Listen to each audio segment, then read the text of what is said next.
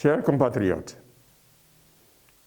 je lance un appel à l'industrialisation maintenant. Et pour cause, la situation aujourd'hui exige que nous changions notre façon d'avancer pour que la Côte d'Ivoire retrouve son bonheur d'antan. Nous allons aborder aujourd'hui une question très importante. On va parler des causes de l'échec de ce développement de la Côte d'Ivoire. La première cause est que la Côte d'Ivoire a ignoré le savoir développé, c'est-à-dire l'art de développer. Vous savez, le développement est l'objet d'une nouvelle science économique qu'on appelle l'économie du développement, qui fait l'objet de thèses de docteurs d'État. Cela signifie qu'on ne peut pas se développer au hasard, qu'on ne peut pas se développer dans l'improvisation. Il y a un art à connaître pour développer un pays sous-développé. Et nous allons voir ces lacunes-là qui ont causé beaucoup de tort à notre pays. La deuxième cause, c'est la cause psychologique. Les Africains ont pensé que la politique seule suffisait pour développer un pays. Et comme toute la jeunesse a vu que ceux qui faisaient la politique étaient riches, ils se sont déversés tous dans la politique et on a abandonné le développement. Ça a été une grosse erreur que cette jeunesse ait été détournée de son objectif de bonheur pour celui de la politique. Il y a aussi les causes intellectuelles de cet échec.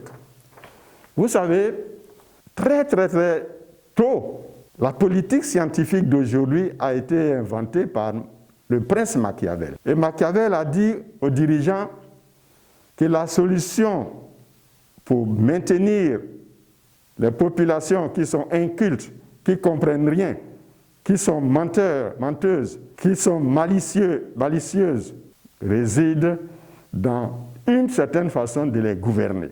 En population malicieuse, menteuse, un gouvernement menteur et malicieux. Faites des promesses, mais ne les retenez pas. Ces promesses vous permettent de passer, mais si les populations vous accusent,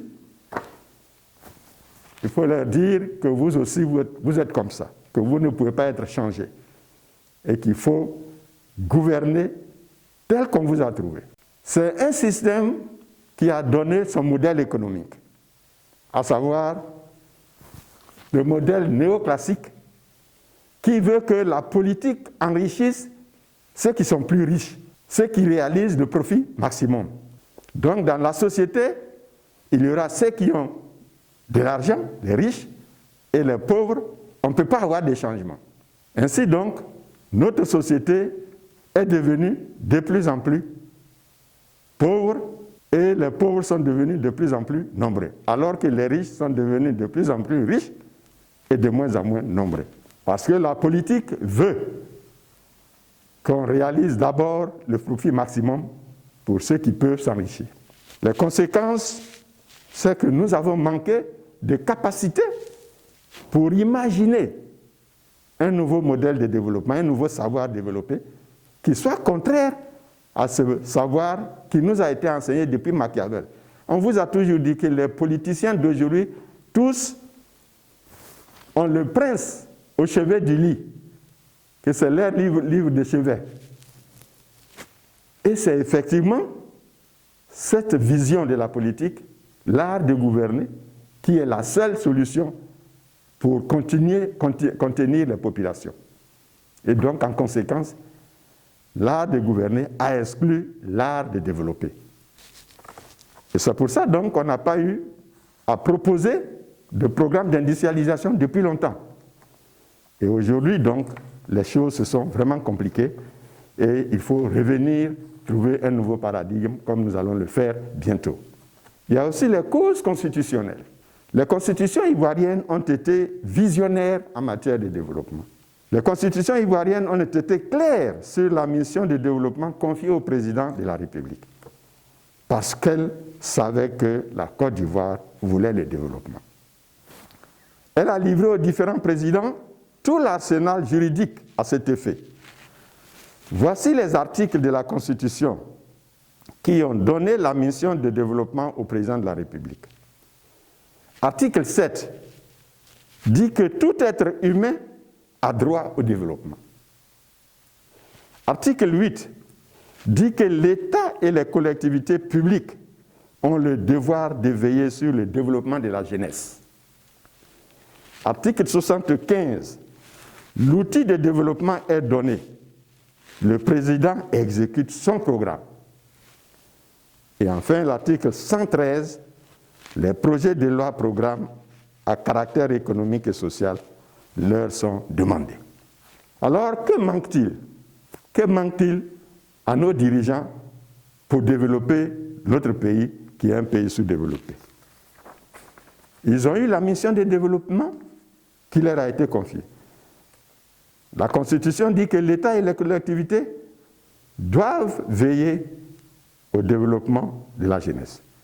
La Constitution indique l'outil de réussite du développement, le programme, le projet de société, le programme de développement. Enfin, la Constitution indique le cadre de mise en œuvre, les lois programmes. Dès lors, la Constitution ivoirienne qui désigne le président, c'est la Constitution ivoirienne qui désigne le président comme étant les responsables de l'échec des 6 décennies de développement perdus. Et cela dans un cadre de régime présidentiel, puisque notre pays est dans le régime présidentiel où le président est l'alpha et l'oméga, comme je vous ai dit, dans le bilan. Et donc, les présidents sont les responsables qui ont fait que depuis 60 ans, nous n'avons pas pu nous développer. Il y a les causes politiques. Depuis son accession à la démocratie multipartiste, sur le régime de la division de pouvoir-opposition, la Côte d'Ivoire est devenue un champ de guerre politique qui n'a pas le temps pour le développement. La classe politique ivoirienne est en guerre politico-militaire permanente. La division politique entre pouvoir politique et opposition est à l'origine de la polarisation politique guerrière. Ainsi, pour accéder ou se maintenir au pouvoir d'État, des combats de titans et de gladiateurs politiques sont menés et des alliances électoralistes stratégiques sont signées et qui conduisent à des conflits électoraux et à des guerres électorales.